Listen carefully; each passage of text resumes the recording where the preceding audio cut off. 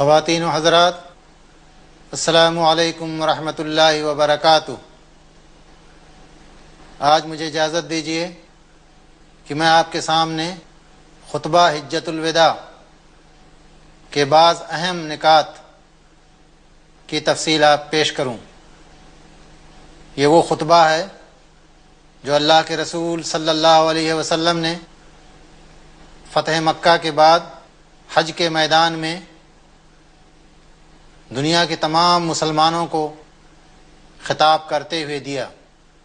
اس خطبے کی اہمیت اس لیے بہت زیادہ ہے کہ دراصل یہ خطبہ ہیومن رائٹس، حقوق انسانی کا دنیا میں پہلا چارٹر ہے، جسے اللہ کے رسول صلی اللہ علیہ وسلم نے 1,34,000 صحابہ کے سامنے پیش کیا، اور صحابہ کرام رضوان اللہ علیہم اجمعین نے اس کی تصدیق کی۔ مکہ فتح ہونے کے بعد اللہ کے رسول صلی اللہ علیہ وسلم نے اپنے تمام گورنروں اور عاملوں کو یہ ہدایت فرمائی کہ اس سال حج کے موقع پر سارے مسلمان مکہ پہنچیں۔ جو لوگ بھی حج کرنے کی پوزیشن میں ہوں وہ سارے کے سارے اس سال حج کریں۔ چنانچہ عربین پیننسولا اور اس کے باہر کے تمام مسلمان حج کرنے کے لیے اللہ کے گھر مکے میں حاضر ہوئے۔ اللہ کے رسول صلی اللہ علیہ وسلم نے انہیں گواہ بنا کر کے خطبہ دیا۔ اس میدان میں آپ نے 3 بار اللہ رب العزت کو گواہ بنایا، اللہم اشہد، اللہم اشہد، اللہم اشہد۔ اے اللہ تو گواہ رہنا، اے اللہ تو گواہ رہنا، اے اللہ تو گواہ رہنا۔ صحابہ کرام کا ٹھاٹھے مارتا ہوا سمندر، ان کو بھی آپ نے گواہ بنایا اور ان سے ہاتھ اٹھوا کے پوچھا، الا هل بلغت، الا هل بلغت، الا هل بلغت۔ اے مسلمانوں، میں نے تم تک اپنی بات پہنچا دی؟ اے مسلمانوں، میں نے تبلیغ کا فریضہ ادا کر دیا؟ اے مسلمانوں، تم نے میری بات سمجھ لی؟ سارے مسلمان جو وہاں مجمع اس وادی میں جمع تھا، ہاتھ اٹھا کر کے اعلان کیا کہ اے اللہ کے رسول، آپ نے ہم تک اپنی بات پہنچا دی۔ اے اللہ کے رسول، آپ نے تبلیغ کا فریضہ ادا کر دیا۔ اے اللہ کے رسول، آپ نے ہم کو اپنا پیغام پہنچا دیا۔ انتہائی اہتمام فرمایا اللہ کے رسول نے اس خطبے کو سنانے کے لیے، اس لیے کہ وہ خطبہ آنے والے دنوں میں پوری دنیا انسانیت کے لیے حقوق انسانی کا پہلا چارٹر بننے والا تھا۔ آج یورپ ہیومن رائٹس کے نام پر بڑا نازا ہے، اسے بڑا فخر اور غرور ہے کہ ہیومن رائٹس کا تصور دنیا کو ہم نے دیا ہے۔ جو لوگ تاریخ سے واقف ہیں وہ جانتے ہیں، یورپ کہتا ہے کہ ہیومن رائٹس کا تصور سب سے پہلے گریک نے دیا، یونانیوں نے۔ حالانکہ مورخین جانتے ہیں کہ گریک میں جس ہیومن رائٹ کا تصور تھا اس میں رائٹس کے نام پر کچھ بھی نہیں تھے، کچھ لا آف نیچر تھے، لاز آف نیچر، قانون فطرت، اس کی ہلکی سی جھلس پائی جاتی تھی۔ یورپین مورخین اس بات کو تسلیم کرتے ہیں اور پولیٹیکل سائنٹسٹ کہ ہیومن رائٹس کا، حقوق انسانی کا پورا تصور 17ویں اور 18ویں صدی میں واضح ہو سکا ہے۔ فرانس، برٹش اور دوسرے مفکرین اور فلسفیوں نے حقوق انسانی کا تصور اجاگر کیا موجودہ دور میں۔ Saint Thomas Aquinas, Rousseau, Voltaire, Bacon, یہ وہ لوگ ہیں جنہوں نے ہیومن رائٹس پر بہت کچھ لکھا۔ پھر موجودہ دور میں بڑی بڑی دستاویز تیار کی گئیں، برٹش بل آف رائٹس، میگنا کارٹا، یہ سارے کے سارے دستاویزات انہوں نے انسانوں کے حقوق کا تصور واضح کیا، اس کا اعلان کیا۔ لیکن یہ سب ہوا 17ویں اور 18ویں صدی میں۔ اس سے بہت پہلے، اس سے ہزاروں سال پہلے رسول عربی صلی اللہ علیہ وسلم نے آخری حج کے موقع پر صحابہ کرام کے ٹھاٹھے مارتے ہوئے سمندر کو گواہ بنا کر جو خطبہ دیا تھا وہ حقوق انسانی کی تاریخ میں پہلا سنگ میل، بنیاد رکھی اللہ کے رسول صلی اللہ علیہ وسلم نے، اور نہایت وضاحت کے ساتھ وہ سارے حقوق آپ نے بیان فرمائے جو آج جدید دور میں ہیومن رائٹس چارٹرز میں شمار کرائے جاتے ہیں۔ اللہ کے رسول صلی اللہ علیہ وسلم نے اس خطبے میں اعلان کیا، یا ایھا الناس ان دماءکم واموالکم واعراضکم حرام علیکم الی ان تلقوا ربکم کحرمت یومکم ھذا فی شہرکم ھذا فی بلدکم ھذا الا هل بلغت اللہم اشہد۔ اے لوگو، تمہارے خون، تمہاری دولت، تمہاری عزت تمہارے اوپر حرام ہے قیامت تک کے لیے، اسی طرح حرام ہے جیسے آج کا دن حرام ہے، یہ شہر حرام ہے اور یہ مبارک مہینہ حرام ہے۔ اے لوگو، کیا تم نے میری بات سمجھ لی؟ تمام انسانوں کی جان، ان کی عزت، ان کی دولت، ان کی جائیداد کو اللہ کے رسول صلی اللہ علیہ وسلم نے حرام قرار دیا۔ ایک حدیث میں اللہ کے رسول صلی اللہ علیہ وسلم نے وضاحت فرمائی، المسلم من سلم المسلمون من لسانہ ویدہ، مسلمان وہ ہے جس کے ہاتھ اور زبان سے دوسرے مسلمان محفوظ رہیں۔ بات صرف مسلمانوں کی حفاظت کی نہیں ہے، اللہ کے رسول صلی اللہ علیہ وسلم نے اعلان فرمایا کہ تم میں سے بدترین شخص وہ ہے جس کے شر سے اس کا پڑوسی محفوظ نہ ہو۔ من لا یؤمن جارہ بوائقہ، تم میں سے سب سے بدترین انسان وہ ہے جس کی برائی سے اس کا پڑوسی محفوظ نہ ہو۔ رنگ اور خون، مذہب اور قبیلہ، وطن اور جغرافیہ، ان تمام سرحدوں سے اوپر اٹھ کر اس خطبے میں اللہ کے رسول نے دنیا کے تمام انسانوں کے خون کو، ان کی جانوں کو، ان کی جائیدادوں کو، ان کی عزتوں کو حرام قرار دیا۔ کسی انسان کو یہ حق حاصل نہیں ہے کہ کسی انسان کی عزت سے کھیلے، کسی انسان کو یہ حق حاصل نہیں ہے کہ ناحق کسی کا خون بہائے۔ قرآن نے اعلان کیا، اے لوگو سن لو، اگر کسی نے کسی انسان کو ناحق قتل کیا تو اس نے گویا تمام انسانوں کا قتل کیا، اور اگر کسی نے کسی انسان کو بچایا تو اس نے گویا تمام دنیا انسانیت کو بچایا۔ کس مذہب نے یہ اعلان کیا ہے؟ عیسائیت نے؟ ہندو مذہب میں ہے یہ اعلان؟ یہودیت میں ہے یہ اعلان؟ یہ صرف اسلام نے اعلان کیا کہ تمام دنیا کے انسانوں کی جان، ان کا خون، ان کی عزت محترم ہے، قابل احترام ہے، اس پر کوئی ڈاکہ نہیں ڈال سکتا۔ کسی فرد کو یہ اجازت نہیں ہے، کسی ولی کو، کسی نبی کو، کسی حکومت کو، کسی بادشاہ کو، کسی معاشرے اور سوسائٹی کو یہ حق نہیں ہے کہ کسی انسان کی عزت یا اس کی جائیداد یا اس کے خون سے کھلواڑ کرے۔ یہ اللہ کے رسول صلی اللہ علیہ وسلم نے حجۃ الوداع کے موقع پر اعلان کیا، اور صرف اعلان نہیں کیا، اس کو عمل کر کے دکھایا، سوسائٹی میں باقاعدہ اس کو نافذ کیا بزور، طاقت کے بل پر۔ آپ کو میں ایک واقعہ سناتا ہوں، تاریخ کا سچا واقعہ۔ مصر کے گورنر حضرت عمر بن العاص مشہور صحابی رسول ہیں، ان کے بیٹے نے ناحق مصر کے ایک غیر مسلم قبطی کو کوڑے مار دیے۔ گورنر کا بیٹا ہے، اس نے ایک غیر مسلم کو ناحق سزا دی، کوڑے مارے۔ اس نے دربار خلافت میں شکایت کی، اس غیر مسلم نے۔ حضرت عمر رضی اللہ تعالیٰ عنہ امیر المومنین خلیفہ تھے، فوراً انہوں نے اس گورنر کے بیٹے کو مدینے بلایا اور اس غیر مسلم شہری کو بھی، اور سب کے سامنے کہا کہ کوڑا اٹھا اور اس کو مار۔ آپ نے اپنے سامنے اس غیر مسلم کے ہاتھ میں کوڑا دیا اور گورنر کے بیٹے کی پیٹھ پہ کوڑے برسائے۔ ہے کسی میں ہمت؟ کوئی مثال پیش کرے تاریخ سے؟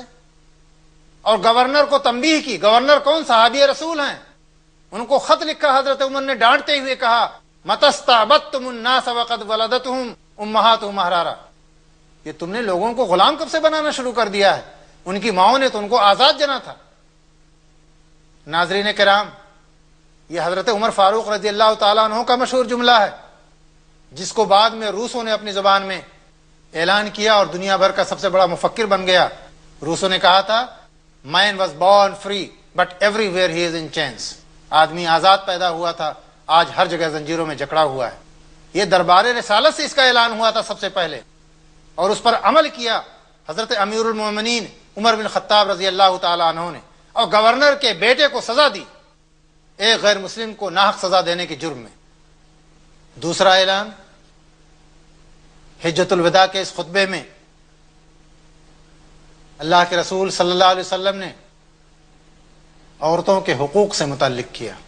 یورپ کہتا ہے کہ عورتوں کو حقوق سب سے پہلے ہم نے دیے، اور عام طور پر یہی تسلیم بھی کیا جاتا ہے، کیونکہ اسلام کی آمد سے پہلے جو مذاہب تھے، جتنے دھرم تھے، عورت کے حقوق کو تسلیم کرنے کے لیے تیار نہیں تھے. ہندو مذہب کے مطابق پتی ورتا کے نام پر عورت کو غلام بنا کے رکھ دیا تھا، ستی کے نام پر عورت کو زندہ جلا دیا جاتا تھا، دیوداسی نظام میں عورت کی عزت اور آبرو سے کھلواڑ کیا جاتا تھا. یہودیوں اور عیسائیوں کے یہاں عورت ایک بے جان مخلوق سمجھی جاتی تھی، جس کے اندر کوئی جان نہیں، کوئی روح نہیں، اس کی کوئی عزت نہیں ہے، اس کے کوئی حقوق نہیں. لیکن اللہ کے رسول صلی اللہ علیہ وسلم نے اعلان کیا کہ مرد اور عورت دونوں برابر ہیں، دونوں کو یکساں درجے میں رائٹس ہیں، حقوق ہیں.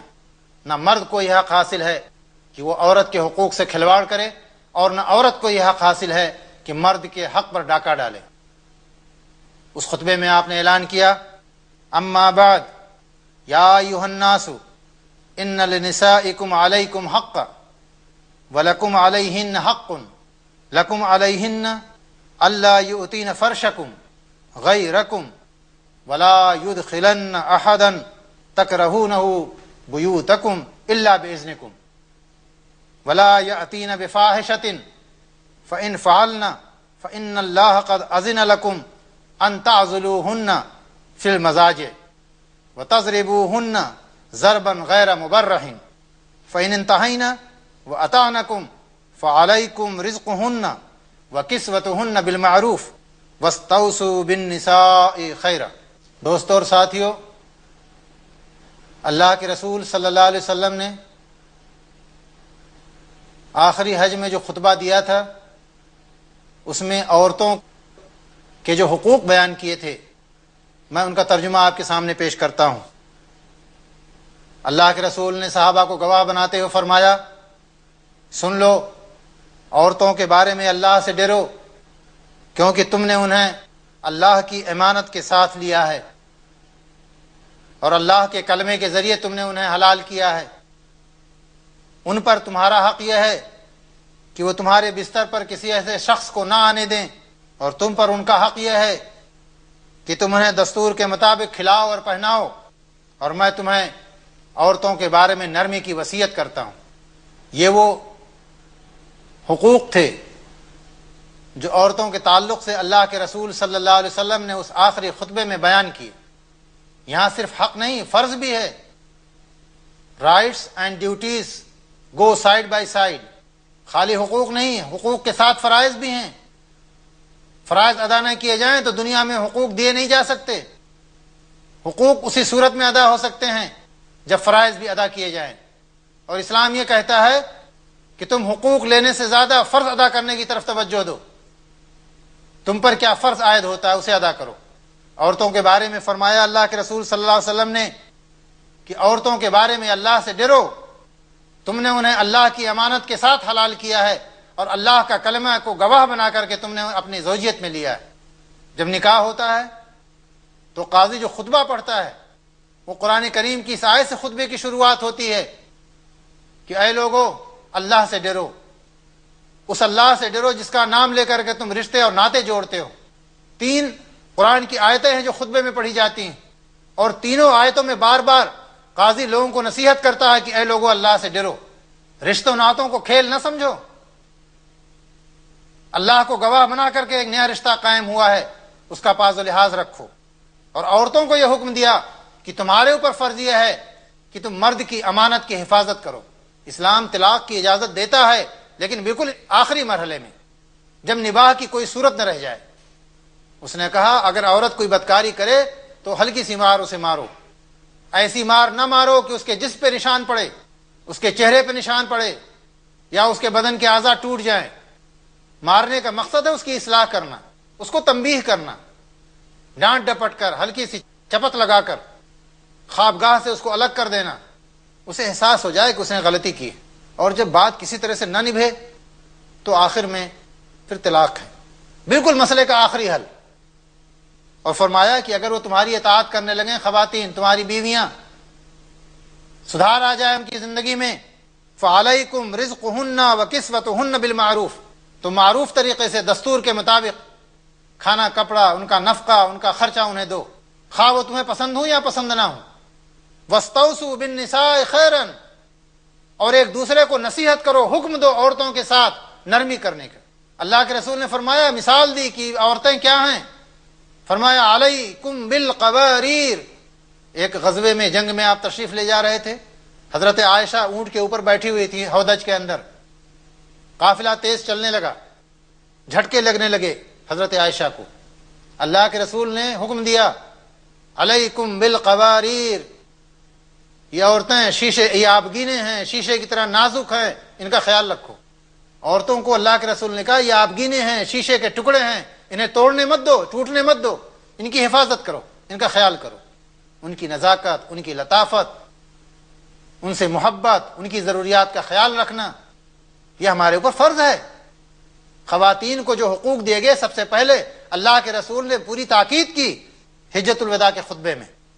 پھر آپ نے فرمایا اسی خطبے میں، فلا ترجعوا بعدی کفارا یضرب بعضکم رقاب بعض، اے مسلمانوں سن لو، میری وفات کے بعد، میرے وصال کے بعد تم کافر مت ہو جانا کہ ایک دوسرے کی گردنیں ناپنے لگو۔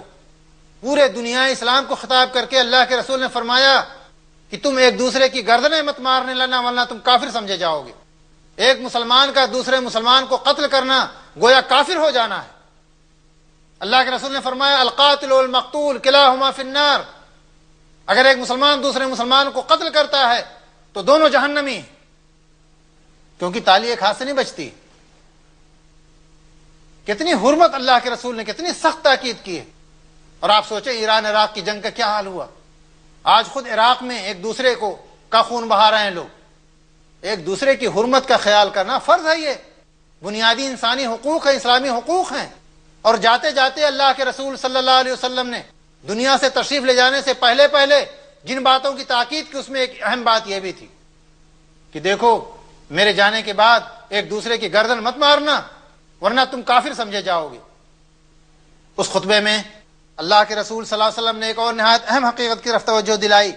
آپ نے فرمایا فإنی قد ترکت فیکم ما ان اخذتم به لن تضلوا بعدہ کتاب اللہ و سنت نبی۔ اے لوگوں سن لو، میں تمہارے درمیان دو چیزیں چھوڑے جا رہا ہوں، اگر تم ان کو پکڑ لو گے تو کبھی گمراہ نہ ہوگے، اللہ کی کتاب اور اس کے نبی کی سنت۔ آج مسلمان کہاں پہنچے ہوئے ہیں، کتنے گھرودوں میں بٹے ہوئے ہیں، کتنے فرقوں میں تقسیم ہو چکے ہیں۔ وہ مسلمان جو دنیا کو متحد کرنے آیا تھا آج مختلف گھرودوں میں بٹ کے رہ گیا ہے۔ مسلکوں کی لڑائی، مذہبی اختلافات کی جنگ، علماء کے درمیان جوتم پیزار، قوم اور قبیلے کی جنگ، ذات اور برادری کی بنیاد پر اختلاف، سارے اختلافات مسلمانوں میں موجود ہیں۔ اللہ نے فرمایا تھا، اللہ کے رسول نے فرمایا تھا کہ اگر تم اللہ کی کتاب، اس کے رسول کی سنت کو پکڑو گے تو تم کبھی گمراہ نہیں ہوگے۔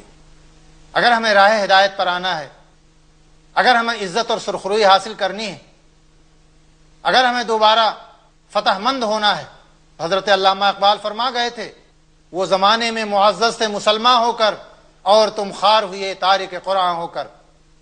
صحابہ کرام کو عزت ملی، سرخروئی ملی، دنیا ان کے قدموں میں آئی، فتوحات نصیب ہوئی انہیں، اللہ رب العزت نے انہیں سرٹیفکیٹ دیا ان کی دنیا ہی میں، رضی اللہ عنہم ورضوا عنہ، اللہ ان سے راضی، وہ اللہ سے راضی۔ یہ اس وقت ہوا جب انہوں نے کتاب اللہ، اللہ کی کتاب کو، قرآن پاک کو اور اپنے نبی کی سنت کو مضبوطی سے پکڑ لیا۔ دنیا کی تمام ترغیبات، دنیا کی تمام دھونس دھاندلی، جبر اور ظلم اور تمام مسائل اور مشکلات کے باوجود اللہ کی کتاب کو ہاتھ سے نہیں چھوڑا انہوں نے۔ تو اللہ کے رسول صلی اللہ علیہ وسلم نے آخری خطبے میں جن باتوں کی طرف توجہ دلائی ان کی حقیقت اس لیے بھی سب سے زیادہ ہے کہ اس کے کچھ ہی دنوں کے بعد اللہ کے رسول صلی اللہ علیہ وسلم کا وصال ہو گیا. آپ کو موقع نہیں ملا دوبارہ مسلمانوں کو خطاب کرنے کا، اور آپ نے اس خطبے میں صراحت کر دی تھی کہ میں اس لیے تم سے یہ بات کہہ رہا ہوں کہ مجھے نہیں معلوم کہ دوبارہ تم سے ملاقات ہو پائے گی یا نہیں ہو پائے گی. اس خطبے میں آپ نے اس بات کی بھی صراحت فرمائی تھی کہ اے لوگو میری بات دھیان سے سنو، شیطان مایوس ہو چکا ہے کہ اب تمہارے شہر میں کبھی اس کی پوجا کی جائے، لیکن اپنے جن اعمال کو تم لوگ حقیر سمجھتے ہو ان میں اس کی اطاعت کی جائے گی اور اسی پر وہ خوش ہو جائے گا. دین میں کسی نیکی کو حقیر اور کمتر نہ سمجھا جائے.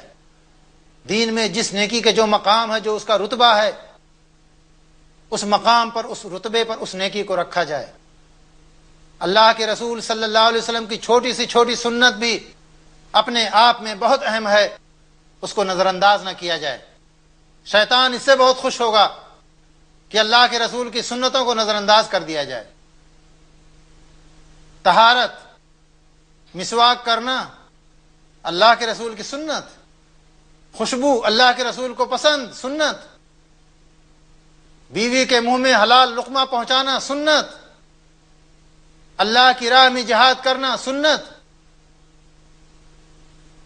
مسجدوں سے دل لگانا اور دل کو وابستہ کر دینا سنت، نماز قائم کرنا سنت، زکوٰۃ ادا کرنا سنت، حج ادا کرنا سنت. اللہ کے رسول نے جتنی سنتیں قائم کی ہیں ان تمام سنتوں پر عمل کرنا اور کسی سنت کو حقیر اور کمتر نہ سمجھنا، یہ دین کا مزاج. اگر ہم نے اللہ کے رسول کے کسی عمل کو نظر انداز کر دیا اور دل میں یہ تاثر قائم کر لیا کہ ایک چھوٹی سی سنت ہے، تو میرے بزرگوں، دوستوں اور بھائیوں، دھیرے دھیرے سنتوں کا احترام دل سے رخصت ہونے لگتا ہے. اسی لیے اللہ کے رسول نے فرمایا تھا حج کے موقع پر کہ شیطان اس سے مایوس ہو چکا ہے کہ اب اس کی پوجا کی جائے گی. شیطان کی پوجا کوئی نہیں کرے گا، لیکن تم اعمال کو حقیر سمجھنے لگو گے، صالح اعمال کو درجہ بندی کر لو گے اور ان میں سے بعض کو تم نظر انداز کرنے لگو گے. یہ نہایت بنیادی اہم نکات ہیں جو اللہ کے رسول صلی اللہ علیہ وسلم جن کا اعلان آخری خطبے میں 1,44,000 صحابہ کرام کو گواہ بنا کر پیش کیا. وآخر دعوانا ان الحمد للہ رب العالمین والسلام علیکم ورحمۃ اللہ وبرکاتہ.